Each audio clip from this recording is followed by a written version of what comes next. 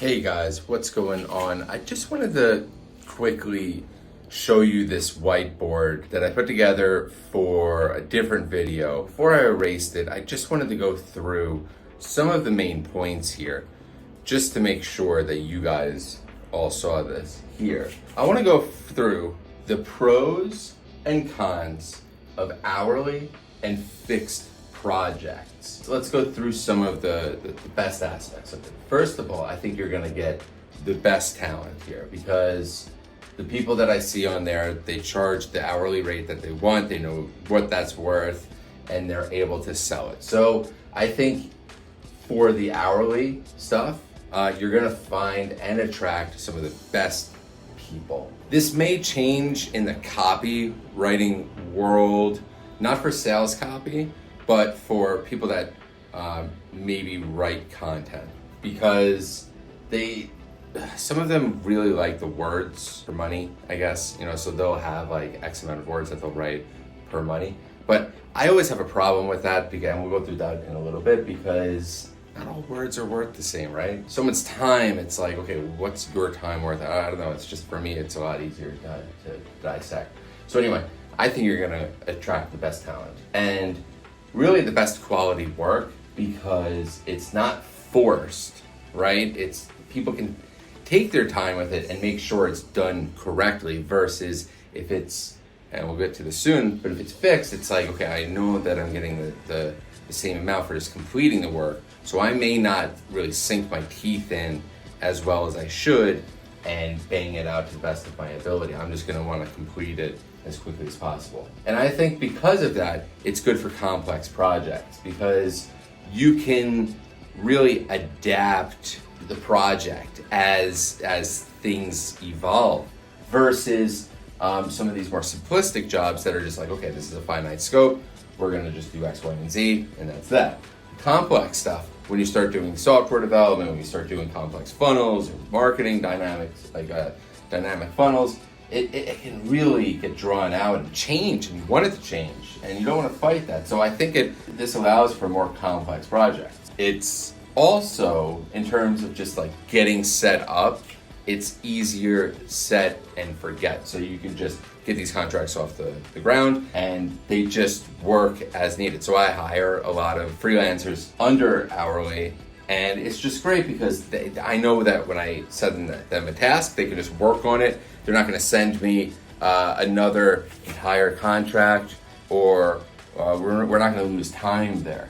So they can just take care of that. And because of that, it's really great for roles, because someone can just know that, hey, I am the designer, and I'm going to design things as Adam needs them, right? So these are I think the best things. So this is 1, 2, 3, 4, 5. So this is the 5 best pros for hourly, I'd say. And so the pros for fixed, and again, I'm not really the biggest fan, but this is what people like, right? And the number one thing is completed work. So like I was saying earlier, people, if they're either working for a fixed or paying for a fixed, they know that the payment is going to be for completed work.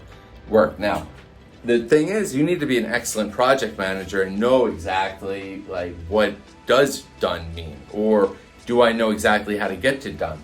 A lot of people don't. Clients don't.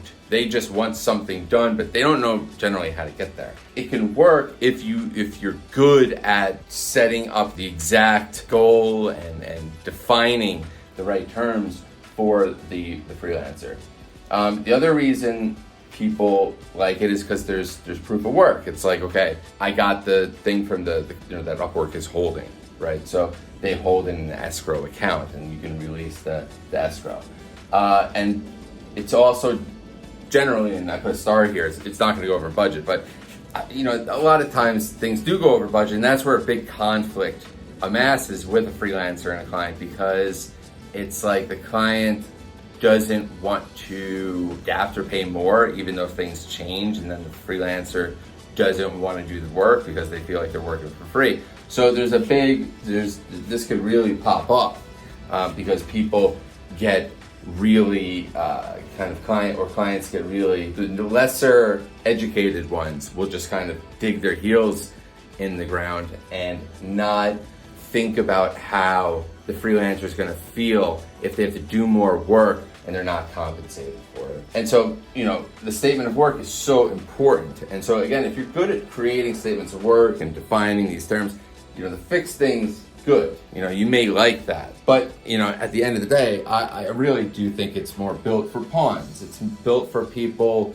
that are kind of low level, that aren't really thinking about how to kind of increase their worth in a way. Yeah, they can increase their project amount, but I feel like they're just competing on price level, and you really want to avoid that. Now let's get over to the cons over here. The cons that I hear for hourly, it can get expensive, because these contracts are open, and if you're not paying attention, it could possibly get away from you. Like, there's been many times where I've looked and be like, oh wow, I didn't realize I basically allowed this freelancer to work 20 hours, and I was thinking she was only going to work 5 or something like that.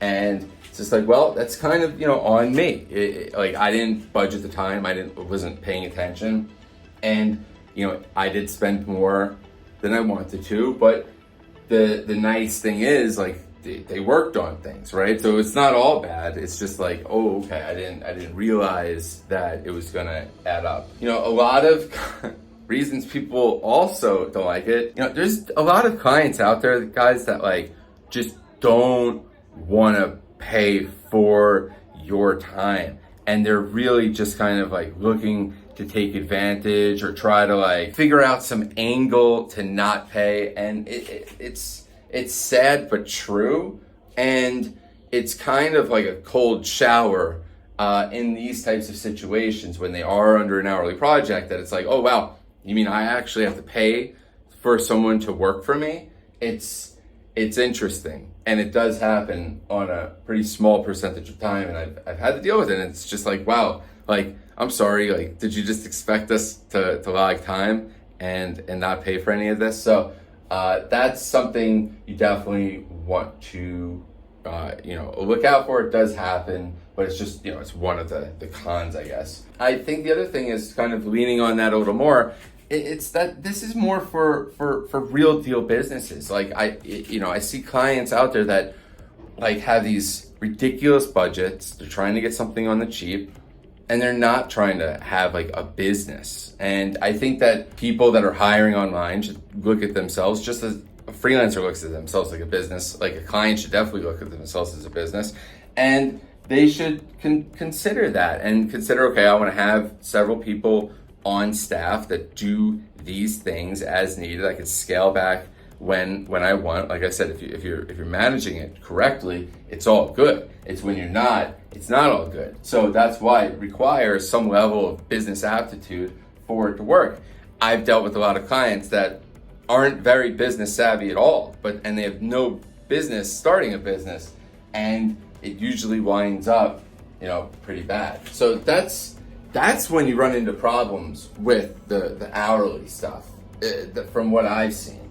Now, for fixed, I've seen a lot more cons. So first of all, it's not really scalable, because like I said, you have to set up another contract for every single piece of work that you want done, or you have to add a milestone, or there's always this back and forth needed, and it's always a conversation about money. Like, why are we having so many conversations about money? We should be having conversations about how to complete the job well, right? Again, it's for simple jobs. It's for like, I need a thumbnail, maybe that's worth $5, $10, bing.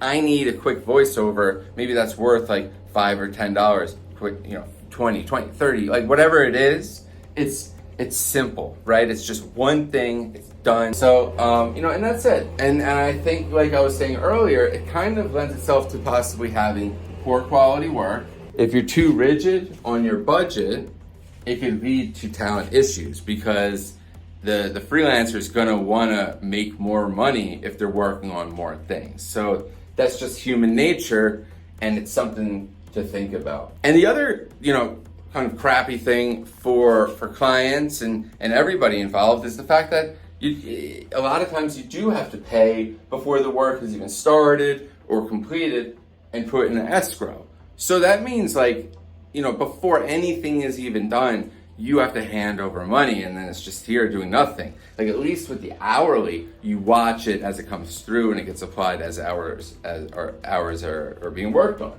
So, I don't even like this because now it's just sitting there, and it's not like Upwork can even do anything with that money because it's like in an escrow account. So it's not even that awesome for Upwork. So, when you look at this thing, guys, and just to sum it up, I just think that there's so many, these pros in this area outweigh, really everything. And as you see, there's really few cons in this area, in the hourly area, if you do a good job as a client. And I think that there should be that education and filtration of decent clients that want to compensate freelancers for their hard work. So let me know what you guys think about this. Like I said, I wanted to make this video before I erase this stuff, and hopefully it's helpful. Perhaps if you're thinking about doing some hiring, or if you're thinking about setting up a contract for yourself for freelancing. And depending on, again, what you do, that's gonna really, that's gonna change how you outlay your contracts, obviously. But just wrap your head around this as someone, again, as a client, as an agency, if you're thinking about contracts too, and as a freelancer. Thanks, guys. Adios. Bye-bye.